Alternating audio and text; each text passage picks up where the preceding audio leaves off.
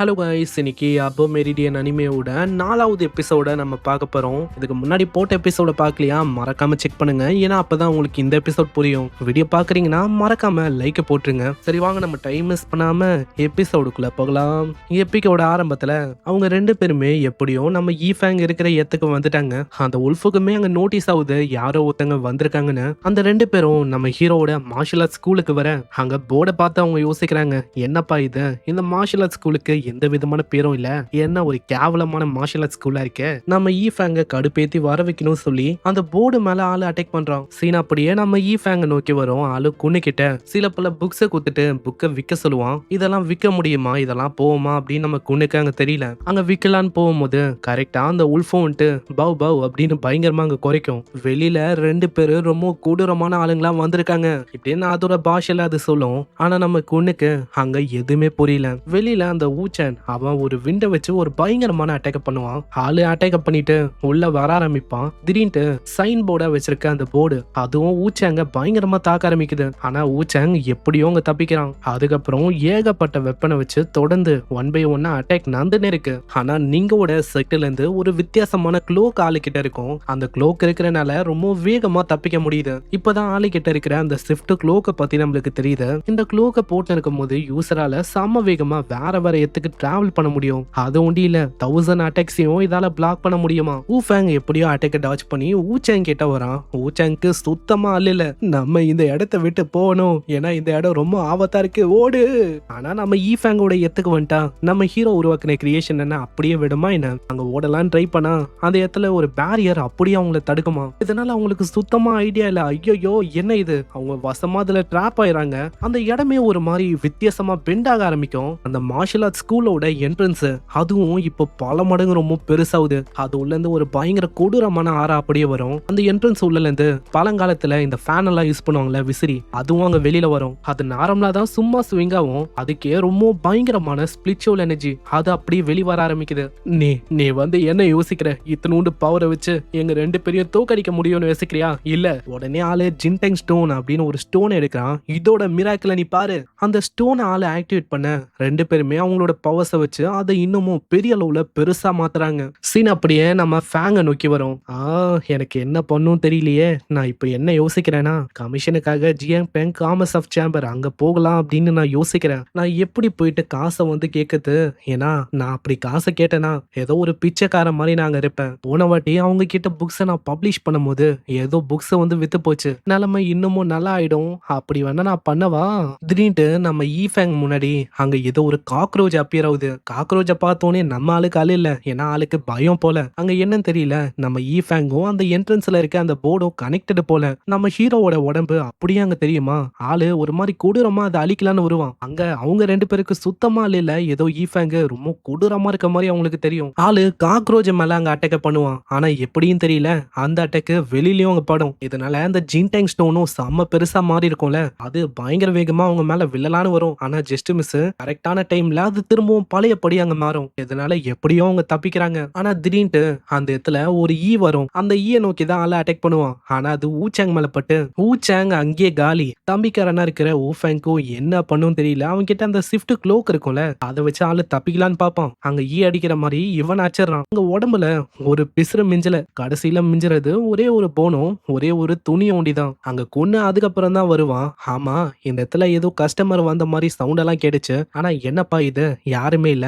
அந்த உல்ஃபுமே ரொம்ப பயந்து போய் வெளில வரும். ஆமா, அந்த ரெண்டு பேரோட ஆறாவும் சடனா எங்க மறைஞ்சு போச்சு. திடீர்னு அங்க காத்தடிக்கும். மேல இருக்க அந்த போனும் பொத்துனு கீழே விழும். அதை பார்த்து ரொம்ப பயந்து போவோம். ஏன்னா இதுக்கு முன்னாடி சென்ஸ் பண்ண அந்த ஆறா பியூரா இதுக்குள்ள இருந்து தான் வருது. அப்பனா ஆளு காலி, வெறும் எலும்புதான் மிஞ்சிருக்கு. அப்புறம் அங்க செவுரை பார்த்தா ஊச்சாங்கெல்லாம் பாவம் அங்க எதுவுமே மிஞ்சல, வெறும் ரத்தம் ஒண்டிதான் இருக்கும். ஐயோ என்ன இது.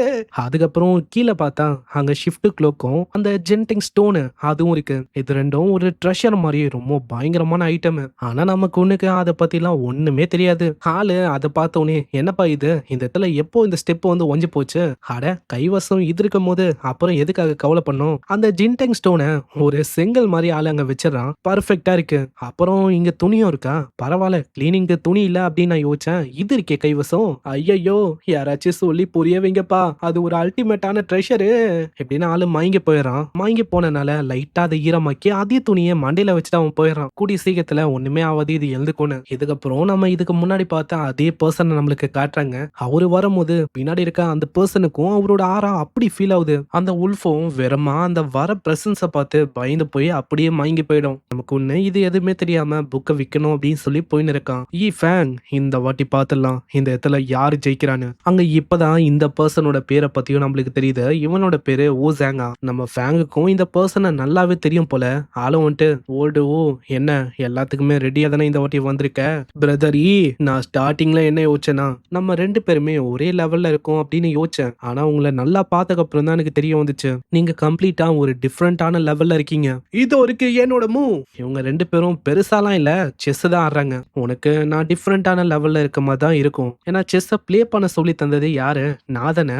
நம்ம சொல்றது இந்த செஸ்ஸை பத்தி இல்ல, இந்த செஸ்ஸையும் ஆளு இந்த கல்டிவேஷன் மாதிரி தான் பாக்குறாரு. சில பேருக்கு இந்த கல்டிவேஷன் இத பத்திலாம் தெரியல. ரீசெண்டா கமெண்ட்ஸும் வந்துச்சு, ப்ரோ கல்டிவேஷனா என்ன ப்ரோ? கல்டிவேஷனா ஒன்றும் இல்லைங்க, ஜஸ்ட் ஒரு லெவலப்பு இல்ல ஒரு ஸ்டேஜ்ல இருந்து இன்னொரு ஸ்டேஜுக்கு போவாங்களே அந்த மாதிரி வச்சுக்கோங்க. அங்க தொடர்ந்து அவங்க ப்ளே பண்றாங்க. கடைசியில நம்ம ஹீரோ ஒரே ஒரு செக்மெண்ட் வைக்க அவ்வளவுதான் அங்க தோத்து போற மாதிரி ஆகுது. ஐயோ எப்படி நான் தோத்து போனேன்? அப்புறம் என்ன, பே பண்ண தயாரா இருங்க. அட என்ன ஆச்சு, எதுக்காக இதுக்கு போயும் இப்படி பயப்படணும்? ஏன்னா தோத்து போனதுக்கு அப்புறம் வெறுமா நீங்க 5 காயினை கொடுக்கணும், அவ்வளவுதானே. என்ன ஆச்சு, எதுக்காக அப்படியே இருக்கீங்க? நிக்கலாம்ல. நிக்கும் போது ஜாக்கிரதை, ஏன்னா பின்னாடி படிக்கட்டும் இருக்கு, அது மேல நீங்க தப்பி தவறி விழவும் வாய்ப்பு இருக்கு. மியாலி ஒரு படிக்கட்டு, இதால என்ன பண்ண முடியும்?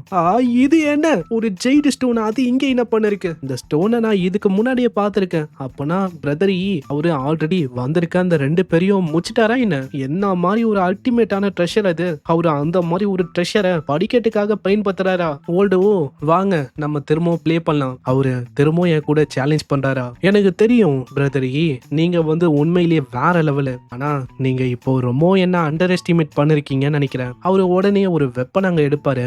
என்னப்பா இப்ப என்ன மேஜிக் ட்ரிக்கே நீ காட்ட போற? இவரு கிட்ட இருக்கிற இந்த வெப்பன் இது ஆக்சுவலா ஒரு சீக்ரெட் ஆர்டிஃபெக்ட். இது இந்த சியாங்ஜிங் கான்டினென்ட்டோட 7th டூத் ரேங்க்ல இருக்க ஒரு சீக்ரெட்டான வெப்பன் தான். இது சுப்ரீமான டிவைன் வெப்பனோட ரேங்கிங்ல இது டாப் 10ல இருந்துச்சு.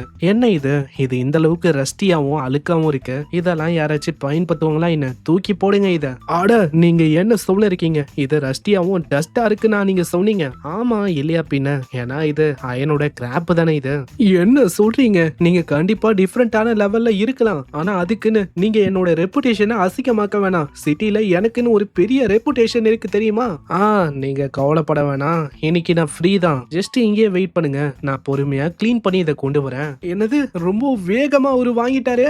ஏன்னா அது ஒரு அல்டிமேட்டான பயங்கரமான ஆர்டிஃபேக்ட். நம்மால ஃபர்னஸ் ஆன் பண்ணி நல்லா ஊதுவான். அல்டிமேட்டான ஆர்டிஃபேக்டை கொண்டு போகும்போது ஊக்கு ரொம்ப கஷ்டமா இருக்கும். என்னோட அல்டிமேட்டான ஆர்டிஃபேக்ட் மேல அவரு ஹேமர் வச்சு தாக்க போறாரா? அது எந்த மாதிரி ஆர்டிஃபேக்ட்னு தெரியுமா? ஆனா நம்ம ஃபேங் முன்னாடி அவருக்கு சொல்ற அளவுக்குலாம் தைரியம் இல்லை. இதெல்லாம் நம்மால ஃபோர்ஜிங்க ஆரம்பிக்கிறான். அங்க அவரும் யோசிக்கிறாரு, சரி இந்த மாதிரி பிரதரி என்ன பண்றாருன்னு பாக்குறதுக்காச்சும் நம்மளுக்கு கிடைக்குதுல. அவரு தெரியும் ஆசம் தானே, ஆனா ஏன் அளவுக்கு ஆசமா அப்படின்னு எனக்கு தெரியல. நம்ம ஃபேங்க அடிக்கிற அடியில அது மேல இருக்கிற பிளட்டால ஆன ரெஸ்ட் எல்லாமே கொஞ்சம் கொஞ்சமா அப்படியே ஷேட்டர் ஆகி போகுது. அதை அவ்வளவு சீக்கிரத்துல எடுக்கவே முடியாது, ஏன்னா அந்த அளவுக்கு ஒரு லெஜெண்டரியான வெப்பன் அது. நம்ம ஊஜாங்லாம் அவன் மூஞ்சிலேயே அடிச்சுக்க ஆரம்பிக்கிறான். நான் எப்படி என்ன போயும் மிஸ்டர் ஈய விட ஒரு பெரிய ஆளுன்னு நான் யோசிச்சேன். நான் முட்டாள், நான் பைத்தியம். அங்க இந்த டைம்ல குன்சாங்கோட சிஸ்டர் ரெண்டு பேருமே அங்க வராங்க. சிஸ்டரும் கேக்குறா, ஆமா அண்ணா உண்மையிலேயே அந்த மாஸ்டர் அவரு இந்த மாதிரி எதுலயா ஸ்டே பண்ண இருக்காரு? அவரு இங்கதான் இருக்காரு. எனக்கு தெரிஞ்சு அவரோட ஐடென்டிட்டியா அவரு மறைக்கிறாருன்னு நினைக்கிறேன். முன்னாடி வரும்போது ஒரு பெரிய டிராகன் முன்னாடி அப்பியர் ஆகுது. இதை பாக்குறவங்க ஷாக் ஆகுறாங்க. அந்த பொண்ணும் நம்ம பார்த்து ஷாக் ஆகுறா. அட இங்க என்ன பண்ண இருக்காரு? ஏன்னா நம்ம கின்ஷனை விட 2 ரிலையும் மேல இருக்காரு. அட நீங்க பேனிக்காவ அவசியம் இல்ல. உண்மையை சொன்னா எங்களை விட நீதான் ஏன் பேனிக் ஆகுற?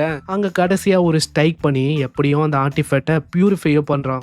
என்னப்பா அது? அந்த வெப்பனு ஒரு அல்டிமேட்டான ஹோலி கிரேட்ல இருக்க வெப்பனா அது ஒண்டி என் கையில இருந்துச்சுன்னா அவ்வளவுதான், ஒரு மொத்த ரீஜனையும் என்னால டாமினேட் பண்ண முடியும். அவ்வளவுதான், வேலை முடிஞ்சிச்சு. இப்போ இதுக்கு பதிலா எனக்கு காசு கிடைக்க போகுது.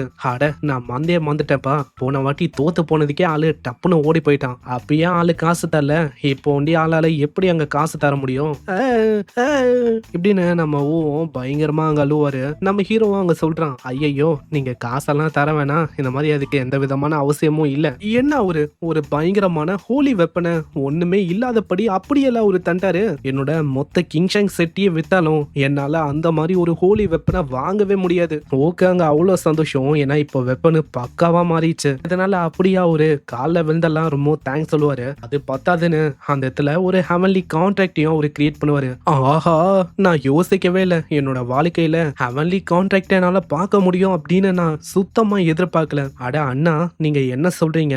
அப்போ அந்த கான்ட்ராக்ட்னா எப்படி? அது என்னது? இந்த ஹெவன்லி கான்ட்ராக்டை பொறுத்த வரைக்கும் பூமியை ஒரு பேப்பர் மாதிரியும் மேல இருக்கிற அந்த லைட்னிங் அதை ஒரு பெண்ணு மாதிரியும் அவங்க பயன்படுத்துவாங்க. அந்த மாதிரி நம்ம ஒரு கான்ட்ராக்டை போடுறாரு. இந்த கான்ட்ராக்ட் ஹெவனால ப்ரொடெக்ட் செய்யப்பட்ட ஒரு கான்ட்ராக்ட். ஒன்ஸ் இதை சைன் பண்ணிட்டா இது அவ்வளவு சீக்கிரத்துல வாயிலேட்டே ஆகாது. என்னன்னா நம்ம ஈஃபேங்குக்கு ஃபியூச்சர்ல ஏதாச்சும் உதவி வேணுமா? கண்டிப்பா நான் பண்ணுவேன். இத்தனைக்கும் நான் அதுக்கு 1000 டைம் எந்த போனோமா தாராளமா நான் எந்த போவும் தயாரா இருக்கேன். பிரதரி, கான்ட்ராக்ட் இப்போ சைன் ஆயிடுச்சு. உங்களுக்கு என்ன பண்ணுமோ தாராளமா பண்ணலாம். நீங்க நினைக்கிற மாதிரி நான் ஒண்ணு கே இல்ல. இந்த அனிமேவை நீங்க பாக்குறது அனிமே பாய் இந்தியா. உடனே நம்ம ஈஃபேங்கும், எனக்கு தெரியும்டா அனிமே பாய், நீ யோசிச்சிருந்தா இந்த சீனை தூக்கி இருக்க முடியும். ஆனா எனக்காகவே இந்த சீனை வைக்கிறல்ல நீ, அது ஒன்றும் இல்லை பாஸ். நம்மளுக்கு அந்த அளவுக்கு வியூஸ் ஒன்றும் போல பாஸ். அதனால கொஞ்சம் அப்படி இப்படின்னு பேசி காமெடியா வாய்ஸ் ஓவர் பண்ணாதான் வியூஸ் போவோம் பாஸ். இஃபேங், நீங்க எங்க ஆடியன்ஸுக்கு ஏதாச்சும் சொல்லணுமா? வீடியோ பாக்குறீங்க ஆனா லைக்க போடுறது இல்ல. லைக் போட்டாதான் இப்போ என்னோட அனிமே இது ரெக்கமெண்ட் ஆகும். அதனால மக்களே லைக்க போட்டுருங்க. கஷ்டப்பட்ட ஒரு வாய்ஸ் ஓவர் பண்ணி போறாரு, ஒரு கமெண்ட்டையும் பண்றேங்க இப்படின்னு நம்ம ஈஃபேங் எனக்காக அங்க பேசுறாரு. அங்க ஒரு மாதிரி வியடா பண்ணிருக்கான். ஈஃபேங் நீங்க சொன்னா எதையும் பண்ண நான் தயாரா இருக்கேன், சொல்லுங்க. கிரீப்பியா இருக்குன்னு சொல்லி நம்மால ஒரே ஒரு கிக்கு தான் அடிப்பான். அவ்வளவுதான், ஒரு பறந்து போவாரு வெளியில. பின்னாடியே அந்த 2 பேரும் அங்க வந்திருப்பாங்க. நம்ம ஹீரோ வந்து கேக்குறான், அம்மா உங்களுக்கு என்ன இங்க வேலை? எங்க செட்டு சார்பா இந்த ஃபிளேம் பால் இதை கிஃப்டா கொடுக்கலாம் அப்படின்னு தான் வந்தோமே. ஆஹா, இந்த கிளாஸ் எல்லாம் ஆன பால் ரொம்ப நல்லா இருக்குப்பா. இது சூடாவும் இருக்கு. என்னது, உங்களுக்கு இது பொறுத்த வரைக்கும் கிளாஸ் பாலா? நல்ல வேலை, உங்களுக்கு பிடிச்சிருக்கா? அது ஓகே எங்களுக்கு. இப்போ நம்ம ஆளு கிரியேட் பண்ண ஒரு நாவலா ஆளு கொடுக்குறான். அதை வெறுமா ரீட் பண்ணாலே போதுமே இவங்களால பயங்கரமா டெவலப் ஆக முடியும்ல. அதனால அந்த சிஸ்டர்காரி உடனே அங்க இத்துன்னு ஓட ஆரம்பிக்கிறா. இது எனக்கு தான், வெயிட் பண்ணு, அது எனக்கு வேணும். இதுக்கப்புறம் நம்ம குன்னு அவன் ஒரு கேரேஜ வர வச்சிருப்பான். ஏன்னா ஆளுக்கு நாவலை வந்து ஜாங்பிங் அந்த இடத்துக்கு போயிட்டு பப்ளிஷ் பண்ணணும். அதுக்காக தான் நம்ம குன்னு கிட்ட புக்கை விற்க போகும்போது ஒரு கேரேஜையும் ரெடி பண்ணு அப்படின்னு சொல்லியிருப்பான். குன்னு ரொம்ப லக்ஸூரியஸா ஹாசெல்லாம் இருக்கிற மாதிரி கொண்டு வந்திருக்கான். குன்னு, என் கிட்ட அந்த அளவுக்கு காசெல்லாம் இல்லடா. அவன் கிட்ட என்ன சொன்ன, ஒரு டாங்கியை கொண்டு வா, அதுவே போதும் அப்படின்னு சொன்னேன். என் கிட்ட ஏது காசு இருக்கு பாஸ்? நீங்க பிசினஸுக்காக போறீங்க,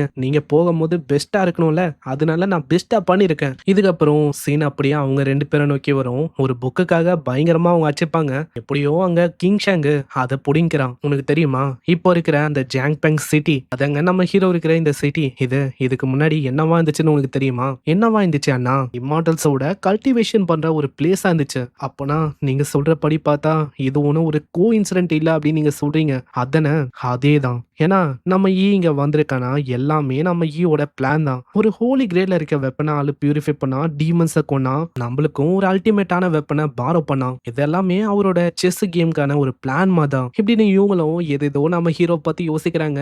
இங்கே இந்த எபிசோடும் முடியுது. இந்த எபிசோடு எப்படி இருந்துச்சுன்னு மறக்காம கமெண்ட் பண்ணுங்க. இதை முடிஞ்ச அளவுக்கு ஃபுல்லாவும் காமெடியாவும் முடிஞ்ச அளவுக்கு நான் கொடுக்க ட்ரை பண்ணிருக்கேன். இந்த அனிமே கொண்டு இந்த மாதிரி ட்ரை பண்ணலாம் அப்படின்னு ட்ரை பண்றேன். கண்டிப்பா இது உங்களுக்கு பிடிச்சிருக்கும்னு நினைக்கிறேன். எப்படி இருந்துச்சுன்னு மறக்காம கமெண்ட் பண்ணுங்க. நெக்ஸ்ட் எபிசோடையும் நம்ம சீக்கிரமா பார்த்துடலாம். ஸோ லைக் ஒண்டி போட்டுருங்க. என்ன, நான் உங்களை அடுத்த எபிசோட்ல சந்திக்கிறேன். தேங்க்யூ ஃபார் வாட்சிங். சைனரா.